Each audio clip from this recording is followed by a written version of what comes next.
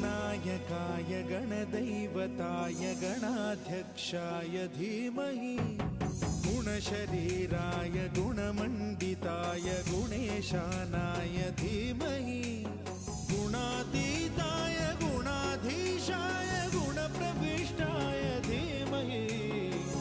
एकदन्ताय वक्रतुण्डाय गौरीतनयाय धीमहि